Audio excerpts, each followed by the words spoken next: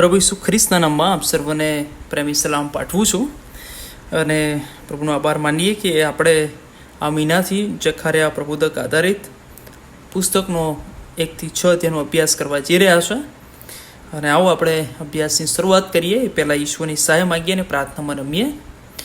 પવિત્ર, પ્રેમાળ અને જીવતા ઈશ્વર, આ તમારા પવિત્ર વચનોનો અભ્યાસ કરવાને માટે અમને અને ઘણા બધાને સહાય કરો અને આ અભ્યાસ દ્વારા અમે તમારા વચનો ઘણી સારી રીતે શીખીએ, સમજીએ અને અમારા જીવનને માટે ઘણા આશીર્વાદનું કારણ બને એવી પ્રાર્થના પ્રભુ ઈસુ ખ્રિસ્તના નામમાં માંગીએ છીએ. સાંભળો અને સ્વીકાર કરો. આમેન. ગ્રેસ મેથોડિસ્ટ સિંગરવા તરીકે આપણે દર ગુરુવારે રાત્રે બાઇબલ અભ્યાસમાં જોડાઈએ છીએ અને આ વખતનું આપણું જે પુસ્તક છે જખાર્યા પ્રબોધકનું પુસ્તક અને એનો પહેલો અને બીજો અધ્યાય આજે આપણે અભ્યાસ કરવા માગીએ છીએ. અને એટલે અભ્યાસ કરવા જઈ રહ્યા છે પહેલાં આપણે એની થોડીક પ્રસ્તાવના જોવા માગીએ છીએ. અને એની અંદર જો તમે અધ્યાય જુઓ જખાર્યા પ્રબોધક તો ટોટલ જે અધ્યાયો છે એ 14 અધ્યાયો છે. અને આ પુસ્તકનો ઉલ્લેખ એ નવા કરારની અંદર, એટલે કે આ જે પુસ્તક છે જૂના કરારનું, પણ આ પુસ્તકના ઘણા બધા લખાણો જે છે, ભવિષ્યવાણીઓ જે છે, એના વિશે નવા કરારની અંદર એના સંબંધીના સંદર્ભો ટાંકવામાં આવ્યા છે. એટલે તમે નવા કરારને જ્યારે તપાસો ત્યારે 40 વખત એવી બધી બાબતો છે કે જ્યાં આગળ એ આ પુસ્તકનો ઉલ્લેખ એ કરવામાં આવ્યો છે. એટલે આ પુસ્તક બહુ મહત્ત્વનું છે અને આ પુસ્તક વિશે એવું કહેવામાં આવે છે અને ઘણા બધા કહે છે અને અભ્યાસ કરે છે પ્રમાણે. આપણે પણ જે રીતે બાઇબલની અંદર ઘણા બધા જે કલમો ટાંકવામાં આવી છે નવા કરારની અંદર જખાર્યા પ્રબોધક પુસ્તક આધારિત, એ બધું જોઈએ તો આપણને ખબર પડે કે આ પુસ્તક એ ખ્રિસ્ત કેન્દ્રિત છે, કે જેની અંદર ખ્રિસ્ત મધ્યમાં છે અને ખ્રિસ્ત વિશે બધી બાબતો લખવામાં આવી છે. અને એટલે આ પુસ્તકને 2 ભાગમાં વહેંચવામાં આવ્યું છે, 1 થી 8 અને 9 થી 14. હવે 1 થી 8ના સમયગાળા વિશે એવું બધા કહે છે પ્રભુના સેવકોને અભ્યાસ કરતાઓ. અને બાઇબલની અંદર પણ આપણે બીજા અધ્યાયની અંદર પણ જોઈએ છે કે આ 1 થી 8 અધ્યાય જ્યારે લખી રહ્યો છે ત્યારે આ જખાર્યા એ જુવાન છે, અથવા એને જ્યારે સંદર્શનો થયા અથવા સંદેશાઓ ઈશ્વર તરફથી મળ્યા ત્યારે એ જુવાન હતો. એટલે ઈસવીસન પૂર્વે 520 થી 518ના વર્ષો દરમિયાન જુદે જુદે સમયે પ્રભુ તરફથી જખાર્યાને મળેલા સંદેશાઓ આપણે 1 થી 8 અધ્યાયમાં જોઈ શકીએ છીએ. અને આ સંદેશાઓ મોટે ભાગે જે છે એ સંદર્શનોના રૂપમાં છે. સંદર્શનો એટલે આપણે દાનિયેલના પુસ્તકમાં શીખી ગયા પ્રમાણે કે જે રીતે સંદર્શનો એણે જોયા હતા, પ્રકટીકરણમાં પણ જે સંદર્શનોની વાત છે, બધી બાબતો એ પ્રમાણે અહીંયા આગળ પણ આ સંદર્શનોના રૂપમાં છે કે ઈશ્વરે એને બતાવ્યું કે આવનાર સમયની અંદર જે બાબતો બનવાની છે એના સંબંધમાં. અને જુદા જુદા વિષયો પણ એની અંદર સમાયેલા છે, જેવી રીતે યરુશાલેમની પુનઃસ્થાપના કરવી, મંદિર ફરીથી બાંધવા સંબંધી, અને પ્રભુના લોકોનું શુદ્ધિકરણ થાય એના સંબંધી, અને આવનાર મસીહનો યુગ એટલે જે મસીહ આવવાના છે એના સંબંધની અંદર પણ બધી બાબતો, આ વિષયો આની અંદર આવરી લેવામાં આવ્યા છે. અને અધ્યાય 9 થી 14 એ જે બીજો ભાગ છે એ એવું લખવામાં આવે છે કે બહુ લાંબો વચ્ચેનો ઘણો બધો સમય વીતી ગયા પછી કદાચ આ જખાર્યાએ લખ્યું હશે. પણ આ જે 9 થી 14 અધ્યાય છે એ મસીહ આવનાર જે છે અને એમના આખરી ન્યાયકાળ જે છે એના લગતા સંદેશાઓની અંદર આ સંદેશાઓની બાબતો 9 થી 14 અધ્યાયમાં આપણને જોવા મળે છે. અને એટલે ટોટલ જો આ પુસ્તકની અંદર અભ્યાસ કરીએ તો આપણને 8 એ સંદર્શનો જોવા મળે છે. હવે આપણે જોઈએ કે આ જખાર્યા હકીકતમાં છે કોણ. તો પહેલાં તો આપણે જખાર્યાનો નામનો અર્થ જોઈએ તો યહોવા સ્મરણ કરે છે એ પ્રમાણેનો અર્થ એ જખાર્યાનો થાય છે, અથવા યાદ કરે છે પ્રમાણે. અને બાઇબલની અંદર ઘણા બધા પ્રબોધકો છે અને એટલે વિદ્વાનોએ અથવા જે બાઇબલ અભ્યાસુઓ જે છે, નિષ્ણાંતો છે, એમણે 2 વિભાગ પાડ્યા છે. એક માઇનર અને મેજર પ્રોફેટ, અથવા મોટા અને નાના પ્રબોધકો. ઈશ્વરે બધાની સાથે એના સમયમાં એના પ્રકારે કામ કર્યું, પણ સમજવા માટે કે જેમને લખાણો ઓછા છે એમને નાના પ્રબોધકો તરીકે, અને જેમને લખાણો મોટા છે એ પ્રમાણે મોટા પ્રબોધકો તરીકે. એટલે યાદ રાખવામાં અને અભ્યાસક્રમ સરળતા પડે એના અનુસંધાનમાં. પણ નાના પ્રબોધકોમાંનો એક પ્રબોધક એ આ જખારિયા છે. કારણ કે તમે બધા હગ્ગાઈનું જો આગળ તમે પુસ્તકનો અભ્યાસ કર્યો તો એને ફક્ત 2 જ અધ્યાય છે, પણ પ્રબોધક છે. અને એ પ્રમાણે આ જખારિયા પણ એક નાના પ્રબોધકોમાંનો એક પ્રબોધક છે. હવે જૂના કરારની અંદર આ જખારિયા નામ એ બહુ કોમન નામ છે, અને બાઇબલની અંદર પણ એવા 30 વ્યક્તિઓ છે કે જેમના નામો જખારિયા છે. પણ અહીંયા આગળ આજે જખારિયા છે એ પહેલા અધ્યાયની જે કલમ છે એ પ્રમાણે કે ઈદ્દોના દીકરા બેરેખ્યાના દીકરા, એટલે બેરેખ્યા એના પપ્પા અને ઈદ્દો એના દાદા, એ પ્રમાણે આપણે એની ઓળખ મળે છે બાઇબલની અંદર. અને એવું કહેવામાં આવે છે કે તેમનો જન્મ કદાચ બંદીવાસમાં થયો હશે બાબેલની અંદર. અને કારણ કે નહેમ્યા પણ એના વિશે નોંધ કરે છે. જો તમે નહેમ્યાનું પુસ્તક એનો 12મો અધ્યાય અને 4થી કલમ જો તમે જુઓ તો એની અંદર, અને એઝરા 5 અને 1ની અંદર પણ આપણને એ બાબત જોવા મળે છે. અને તેની સેવાનો ઉલ્લેખ પણ આપણને અહીં આગળ જોવા મળે છે. એટલે જો એક કલમ આપણે કાઢીએ નહેમ્યા 12 અને 4, એમાં શું લખવામાં આવ્યું છે? નહેમ્યા 12 અને 4માં કે ઈદ્દો, ગિન્નોથોય, અબિયા અને મિયામીન, માધ્યા અને બિલગાદ, એટલે આ ઈદ્દો જે છે એ ત્યાં આગળ એ સમયે હતા બંદીવાસમાં. એટલે ત્યાં આગળ એ બંદીવાસની અંદર આ દીકરાનો જન્મ અથવા આ જખારિયાનો જન્મ થયો હોવો જોઈએ. અને એની અંદર 16મી કલમ લખ્યું છે કે ઈદ્દોનો જખારિયા, ગિન્નથોનનો મશુલ્લામ, એટલે અહીંયા આગળ એ જખારિયાનો ઉલ્લેખ કરવામાં આવ્યો છે. અને ઈસવીસન પૂર્વે 520ની અંદર તે હગ્ગાઈની સાથે સેવામાં હતો પ્રબોધક તરીકે. અને હગ્ગાઈની જેમ તે પણ યહૂદીમાં પ્રબોધક હતો, યાજક પણ છે અને પ્રબોધક પણ તરીકેનું કામ પણ આપણે એનું જોઈએ છે. અને હગ્ગાઈની સાથે એ પણ, એટલે કે આ જખારિયા એ લોકોને મંદિરના પુનઃબાંધકામમાં ઉત્તેજન આપનારો હતો. કારણ કે બાંધકામ જે હતું એના વિશે લોકો થોડાક પીછેહટ કરી હતી, પણ હવે આ બધા લોકોએ ને ઉત્તેજન આપવા માટે ઈશ્વરે આ બેનને પ્રબોધકોને પસંદ કર્યા કે જેથી કરીને એ લોકો ઉત્તેજન પામે અને મંદિરનું બાંધકામ એ ફરીથી એ આગળ વધારી શકે અને પૂરું કરી શકે. હવે આપણે પહેલો અધ્યાય, બીજા અધ્યાયનો અભ્યાસ અહીં આગળ હવે કરવાના છીએ. જો પહેલો અધ્યાય અને એની પહેલી જ કલમ એવું લખ્યું છે કે દારિયાવેશના 2 વર્ષના 8મા માસમાં ઈદ્દોના દીકરા બેરેખ્યાના દીકરા જખારિયા પ્રબોધકની પાસે વચન આવ્યું કે, એટલે અહીંયા આગળ લગભગ ઓક્ટોબર કે નવેમ્બરના સમયની અંદર શું કહેવાય, વચન ઈશ્વરનું એ પ્રભુના સેવકની પાસે આવ્યું હોવું જોઈએ એવું માનવામાં આવે છે. અને એટલે દારિયાવેશ પહેલો, આજે દારિયાવેશ પહેલો જે છે એની વાત અહીં આગળ કરવામાં આવી છે કે જે પર્શિયાનો રાજા હતો. અને એઝરા, હગ્ગાઈ, દાનિયેલ, જખારિયામાં પણ આ દારિયાવેશનો ઉલ્લેખ આપણે જોઈએ છીએ કે જેણે બહુ મદદ આપણે કરી હતી લોકોને, ઇઝરાયેલી લોકોને. કારણ કે બંદીવાસમાંથી છૂટ્યા પછી જે પરિસ્થિતિ હતી એની અંદર એણે સારો ભાગ એ ભજવેલો. એટલે દારિયાવેશના શાસન પહેલાં બેબીલોનની કેદમાંથી પાછા ફરેલા જે યહૂદીઓએ યરૂશલેમ મંદિરનું નિર્માણ શરૂ કર્યું, તે સમયે ઇઝરાયલના દુશ્મનો જે ત્યાં આગળ હતા એ બધા લોકોએ શું કર્યું, બાંધકામમાં વિક્ષેપ પાડ્યો. અને એટલે શું થયું, એમની શક્તિમાં બધું જ કર્યું. અને તેઓ રાજાઓ અહશ્વેરોશ અને આર્તાશાસ્ત્રના શાસન દરમિયાન બાંધકામ અટકાવવામાં સફળ પણ થઈ ગયા. અને એટલે આ પાછા ગયા પછી જે મંદિરનું બાંધકામ કરવાનું હતું, પણ હવે શું થયું, એ શરૂ કર્યું પણ એ પૂરું કરી શક્યા નહીં, અટકી પડ્યું. એટલે જ્યારે હવે દારિયાવેશ રાજા બન્યો ત્યારે તેના શાસનના 2 વર્ષમાં મંદિરનું બાંધકામ ફરીથી શરૂ થયું. પણ યહૂદીઓએ દુશ્મનોને ફરીથી તેમનો પ્રયાસ નિષ્ફળ બનાવવાનો પ્રયત્ન પણ કર્યો. પણ જો તમે એઝરા 6 અધ્યાય 1-12 વાંચો અને એઝરા 6 અને 15 વાંચો, તમને ખબર પડશે કે તે સમયે જે ત્યાંના લોકો હતા એમણે પણ પત્રો લખ્યા અને બાંધકામ અટકાવવાના પ્રયત્નો કર્યા અને ઘણી બધી બાબતો કરી. પણ રાજાએ સામે જે જવાબ આપ્યો એ પ્રમાણે કે ભાઈ દારિયાવેશે તેતનાય અને તેના સાથીઓને સ્થળથી દૂર રહેવાય અને યહૂદી વડીલોને પુનર્નિર્માણ ચાલુ રાખવાનો આદેશ આપ્યો. એટલે કે આ બધા જે દુશ્મનો હતા એમને કીધું કે ભાઈ તમે આ બાંધકામ કરી રહ્યા છે અને આ વડીલો જે કામ કરે એમનાથી તમે દૂર રહેજો. અને વધુ શું કીધું એમણે કે ભાઈ કશું જરૂરિયાત હોય તો શાહી જે તિજોરી છે એમાંથી આ લોકોને મદદરૂપે ચૂકવણી પણ કરવામાં આવે અને દાનાર્પણને માટે પણ જો કંઈ જોઈતું હોય તોય આપવામાં આવે.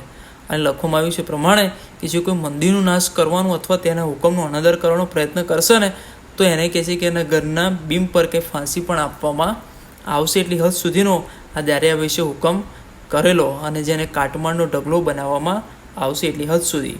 અને એસા 6:15 કહે છે કે તેના હુકમો દ્વારા દારિયા વિશે શું કર્યું? પહેલાં એ પોતાને ઇઝરાયલનો મિત્ર બનાવ્યો અને તેના દેખરેખ હેઠળ યરૂશલેમમાં યહૂદીઓ સમૃદ્ધ પણ થયા હતા. અને મંદિર એટલે દારિયાવેશના 6 વર્ષની અંદર એનું એ જે મંદિરનું કાર્ય હતું એ પૂર્ણ પણ થયું. એટલે અહીંયા આગળ દારિયાવેશનો જે રોલ છે એ પણ અહીંયા આગળ બહુ મહત્ત્વનો આપણે જોઈએ છે કે એ કર્યો હતો. હવે બીજી કલમથી લઈને 6ઠ્ઠી કલમમાં જો આપણે જોઈએ તો અહીંયા આગળ એ ઈશ્વર એ જખારિયા મારફતે એ પ્રજાની સાથે વાત કરે છે. કારણ કે ઈશ્વર પાછા આવ્યા છે પણ નારાજગી તો જે છે એ લોકોને બતાવે છે કે હું અત્યારે પાછા આવ્યો છું પણ હકીકતમાં તમે બધા તમારા પૂર્વજો કેવા હતા. અને એટલે કહે છે કે યહોવા તમારા પૂર્વજોથી ઘણો નારાજ થયો હતો. આ જખારિયા એ પ્રજાને કહી રહ્યો છે કે તમે એવું ના માનશો કે તમારા પર ઈશ્વર બહુ મહેરબાન થઈ ગયું, પણ વાત તો એ છે કે તમારા પૂર્વજોથી ઈશ્વર બહુ નારાજ હતા. અને એટલે કહેવામાં આવ્યું છે પ્રમાણે કે પાછા ફરવાની બાબત અને 2 પ્રકારની. એક તો તમે મારી ભણી પાછા ફરો અને બીજી બાબત કે કુમાર્ગો અને કુકર્મો જે તમે કરી રહ્યા છો એ બધાથી તમે પાછા ફરો. ને ઈશ્વર બહુ મોટું વચન પણ આપ્યું છે જખારિયા 1:3 કે મારી ભણી પાછા આવો અને હું તમારી ભણી પાછો આવીશ. અને એટલાને માટે ઈશ્વર એ આપણી પાસે અપેક્ષા રાખે છે નહીં કે આપણે એની તરફ પાછો ફરીએ તો ઈશ્વર આપણી પાસે પાછો ફરે. એટલે ઉડાવ દીકરામાં આપણે બહુ સરસ બાબત જોઈએ કે પાછો વળ્યો અને એની સામે શું થયું? એનો બાપ જે છે એ અગાસી પરથી જોવે છે ને દોટ કાઢીને એને આવે છે ને ભેટે છે. આપણે સહેજ પાછા વળીએ ને ઈશ્વર આપણને સ્વીકારી લેવા તૈયાર છે. ને એ જ વાત અહીંયા આગળ જખારિયા દ્વારા ઈશ્વર એમને પણ કહે છે કે તમે મારી ભણી પાછા આવો અને હું તમારી ભણી પાછો આવી છે. કેટલી મહાન બાબત કે ઈશ્વર આપણી તરફ પાછા આવે ને. ઘણા બધા લોકો મૂકી દેતા હોય છે કે હવે પાછા વળવું નથી, બહુ મોડું થઈ ગયું, બહુ દૂર જતા રહ્યા છે, બહુ પાપો કર્યા છે ને આવા પાપોમાં નીકળી ના શકાય, કોઈને કહી ના શકાય, અથવા હવે એમાંથી બહાર નીકળવું કરતાં એમાં એમાં રહેવું સારું, એવું ઘણા માની બેઠા હોય છે. પણ વાલો પ્રભુ આપણને શીખવાડે છે કે મારી ભણી પાછા આવવાનું, હું તમારી ભણી પાછો આવીશ. અને એટલે યાકૂબના પત્રની અંદર પણ 4 અધ્યાય 8મી કલમમાં પણ એ બાબત લખવામાં આવી છે કે તમે દેવની પાસે જાઓ એટલે તે તમારી પાસે આવશે, ઈશ્વર કાઢી મૂકશે નહીં. અને એટલે નવા કરારમાં પણ આ બાબતનો જાણે ફરીથી ઉલ્લેખ કરવામાં આવ્યો હોય એવું આપણે અહીં આગળ જોઈએ છે. અને કારણ એ હતું કે આ જે પૂર્વજો જે હતા, કારણ કે અત્યારે જે વાત કરો, કારણ કે બાબેલમાં હતા, 70 વર્ષની ગુલામી કરી અને હવે પાછા આવ્યા છે. તેનું કારણ ઈશ્વર બતાવે છે કે એમણે શું કર્યું હતું કે પ્રબોધકોનું સાંભળ્યું નહીં આ પૂર્વજોએ અને લક્ષ પણ આપ્યું નહીં. એટલે ઈશ્વર એમને આહ્વાન આપે છે કે હવે તમે તમારા પૂર્વજોના જેવા થશો નહીં. ઘણા બધાને એવું હોય હું તો મારા બાપા જેવો, મારા મા જેવો, અને હું તો મારા માના પગલે બાપના પગલે ચાલું, પણ ઈશ્વરના પગલે ચાલવું એ બહુ મહત્ત્વનું છે.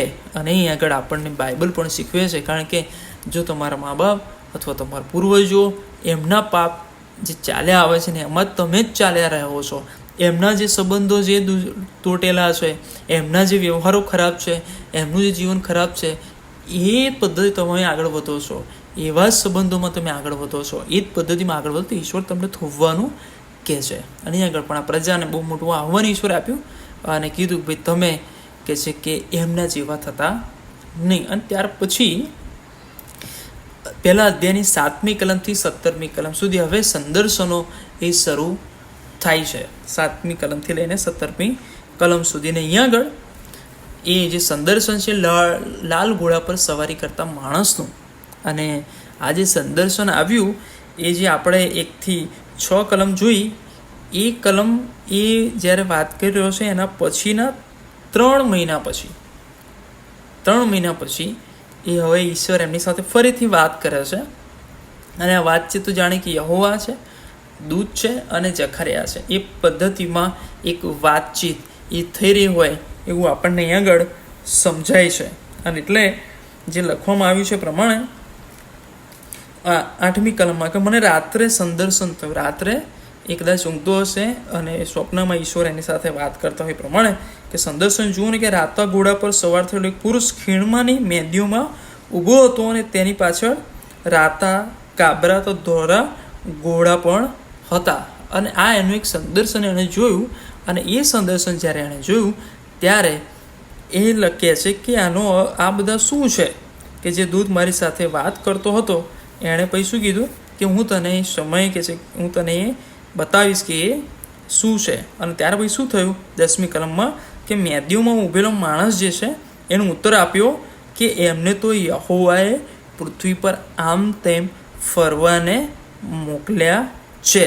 અને યહોવાનો જે દૂત મેંદીઓમાં ઊભો હતો તેને તેઓએ ઉત્તર આપ્યો કે અમે પૃથ્વીમાં આમ તેમ સર્વત્ર ફરી આવ્યા છે, અને જો આખી પૃથ્વી સ્વસ્થ બેઠી છે અને શાંતિમાં છે.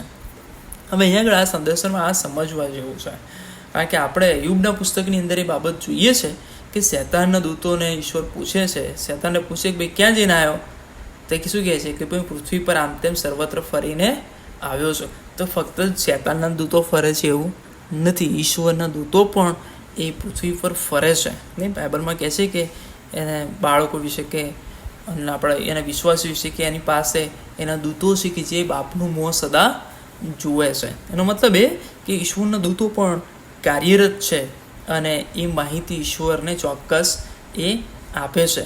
અને એનો મતલબ એ છે કે શેતાન પણ તૈયાર છે અને ઈશ્વરના દૂતો પણ આપણને બચાવવા માટે તૈયાર છે. અને પહેલો પિતરસુ 5:8મી કલમ કહે છે, સાવચેત થાવ, જાગતા રહો, કેમ કે તમારો વેરી શેતાન ગાદના સિંહની જેમ કોઈ મળે એને ગળી જવાને શોધતો ફરે છે અને ફરી રહ્યો છે. અને એટલાના માટે વાળાઓ આપણે પણ સાવચેત થવાની બહુ જરૂર છે. પણ અહીંયા આગળ એ વાત છે કે પ્રજા સ્વસ્થ બેઠી છે અને માહિતી એ આપવામાં આવી રહી છે દૂત દ્વારા. અને એટલે ઈશ્વર હવે જવાબ એ આપે છે અને કહે છે પ્રમાણે, જો તમે આપણે આગળ વાંચીએ તો એમાં લખ્યું છે પ્રમાણે કે ત્યારે યહોવાના દૂતે ઉત્તર આપ્યું કે હે સેનાદેવ યહોવા, યરૂશાલેમ તથા યહૂદિયાના નગરો કે જેઓના ઉપર આ 70 વર્ષ તું કોપાઈમાં રહ્યો છે તેઓના ઉપર તું ક્યાં સુધી દયા નહીં કરે. જો હવે બે જણા વચ્ચે કદાચ વાતચીત થઈ રહી છે, ક્યાં સુધી દયા નહીં કરે.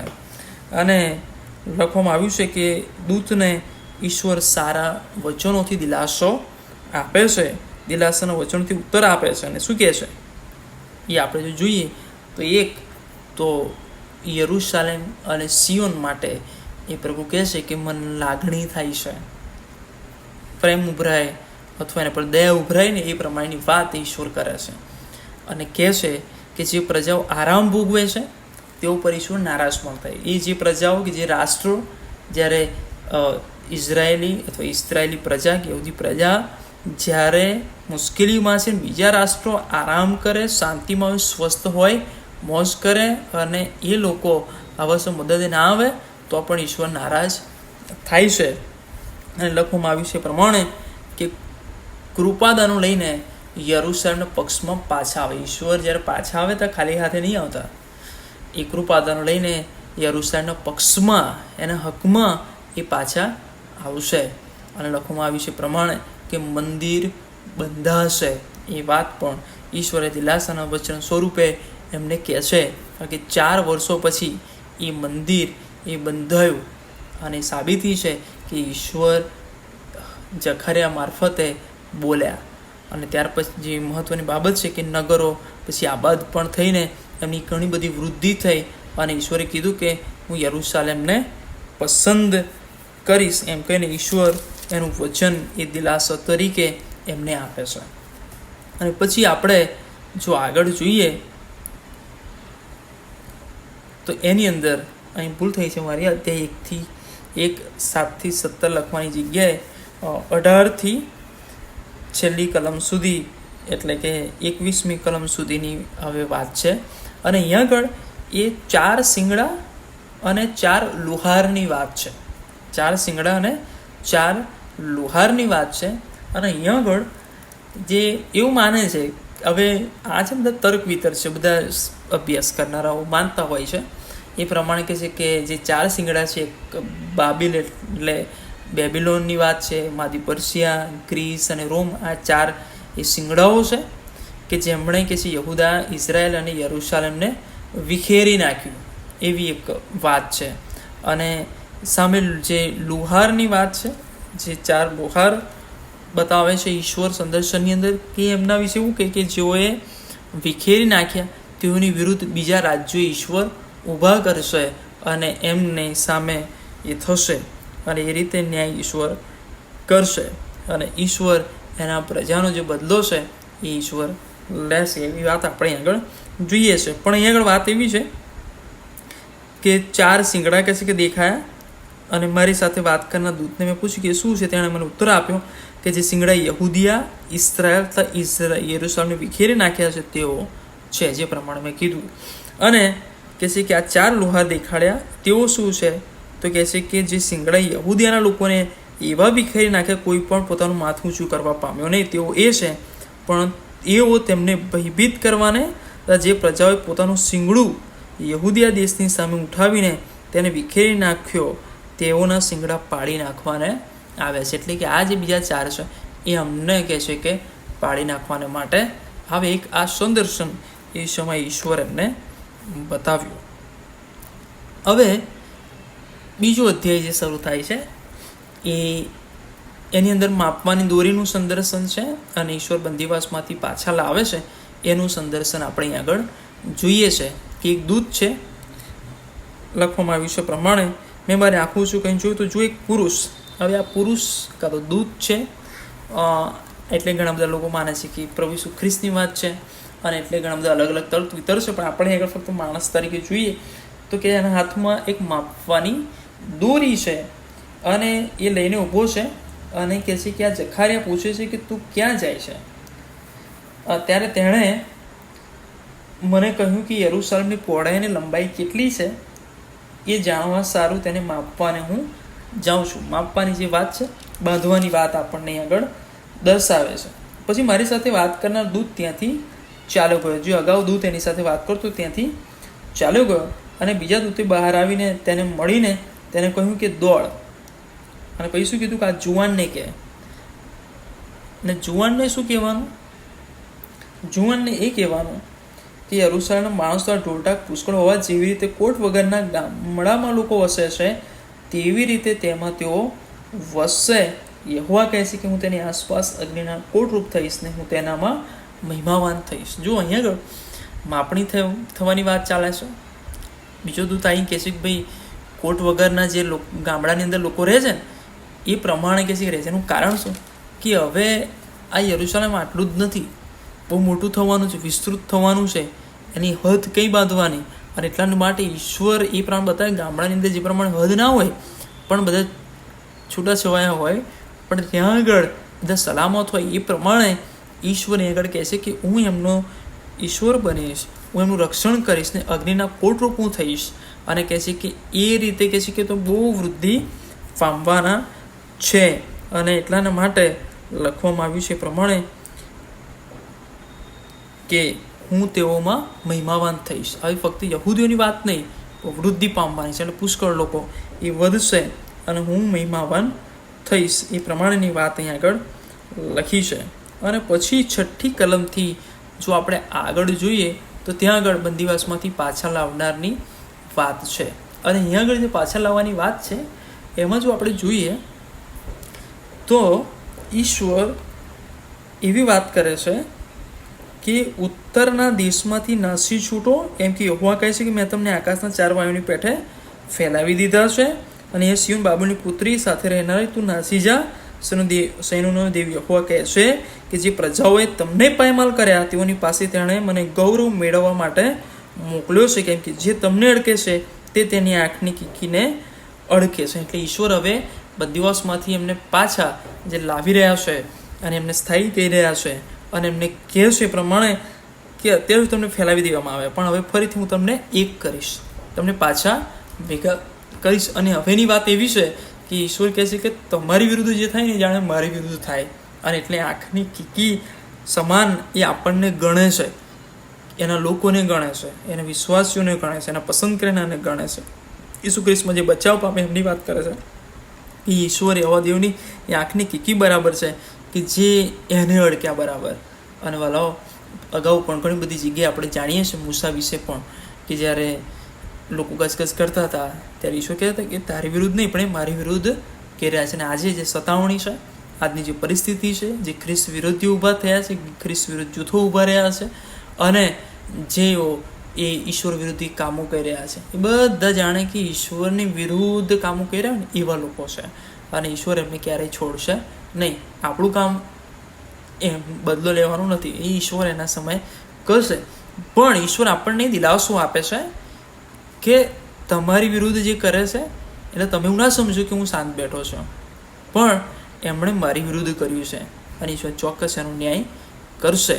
અને એટલે લખવામાં આવ્યું છે પ્રમાણે આગળ જો આપણે વાંચીએ તો કે હે સિયોનની પુત્રી 10મી કલમમાં કે ગાયન તથા આનંદ કર, કેમ કે યહોવા કહે છે કે જો હું આવું છું ને હું તારી સાથે વસીશ. તે દિવસે ઘણી પ્રજાઓ યહોવાની સાથે સંબંધ બાંધશે અને તેઓ મારા લોક થશે. હું તારી સાથે થઈ વસીશ ને તું જાણશે કે સૈન્યોના યહોવાએ મને તારી પાસે મોકલ્યો છે. અને આ અત્યારે બહુ હકીકત છે. પહેલાં તો એવું જ હતું કે યહૂદીઓ જે છે એવું માનતા હતા કે અમે જ ઈશ્વરના લોકો, અમે જ પવિત્ર પ્રજા, અમે જ યાજક વર્ગ. પણ હવે ઈશ્વરે બધામાંથી બહાર કાઢીને એવું કીધું કે હવે એ ઘણી પ્રજાઓ યહોવાની સાથે સંબંધ બાંધશે પ્રભુ ઈસુ ખ્રિસ્ત દ્વારા. અને આપણે જાણીએ છીએ કે આપણે ઈસુ ખ્રિસ્ત દ્વારા આપણે એના લોક બન્યા છે અને આપણે એ વચન આપ્યું છે કે આપણે એની સાથે વસીશું, એની સાથે રહીશું. અને લખવામાં આવ્યું છે કે ત્યારે બધા લોકો જાણશે કે સૈન્યોના દેવ યહોવાએ કે છે કે જખારિયાને મોકલ્યો છે. કારણ કે પ્રબોધક છે એ ત્યારે જ માનવામાં આવે કે જ્યારે એનો વચનો પૂરા થાય અથવા એ વચનો જે છે એમણે જે ભવિષ્યવાણી બાકી એ પૂરી થઈ છે ત્યારે લોકો પ્રબોધક માને ને. એટલે જખારિયા પ્રબોધક વિશે મેં કીધું એ પ્રમાણે અગાઉ 40 જેટલી બાબતો જે ટાંકવામાં આવી છે અને હજુ ઘણી બધી બાબતો જે આવનાર સમયમાં પૂરી થશે. અને એટલે એ બાઇબલની અંદર આ પ્રબોધક જે છે એ ઈશ્વર તરફથી છે, આપણને આગળ ખબર પડે છે. અને આપણે સમજીએ કે 12મી કલમ કે યહોવા યહૂદિયાને પવિત્ર ભૂમિમાં પોતાના વારસા તરીકે ગણી લેશે. તે હજી પણ યરૂશાલેમને પસંદ કરશે. એનો મતલબ નહીં કે ઈશ્વર હવે યરૂશાલેમને નકારે છે, એને પણ કહે છે કે પસંદ કરે છે અને છે ઈશ્વરનું હૃદય અને ઈશ્વર એને સ્વીકારે છે. કારણ કે પ્રથમનો પ્રેમની જ્યારે આપણે વાત કરી હતી, ઈશ્વરે કેમ ભૂલી જાય એમને, અને ઈશ્વર ચોક્કસ એમને યાદ રાખે છે. અને હવે આપણે યાદ રાખવાની મહત્ત્વની બાબત 13મી કલમ, ઘણા બધા ચર્ચોમાં લખવામાં આવેલું છે કે યહોવાની હજુરમાં ચૂપ રહો, ઈશ્વરને કામ કરવા દો. ઈશ્વર કામ કરી રહ્યો છે અને ઈશ્વર જાગૃત છે, જાગૃત થયો છે, આપણી પરિસ્થિતિ જાણે છે, આપણા પર દયા રાખે છે. અને એટલે આ બાબત આપણે હંમેશા આપણા જીવનમાં યાદ રાખવાની છે. જખારિયા પ્રબોધક મારફતે કે ઈશ્વર યાદ કરે છે. તમે કઈ પરિસ્થિતિમાં છો, ઈશ્વરને યાદ છે. તમે ક્યાં છો, ઈશ્વરને ખબર છે.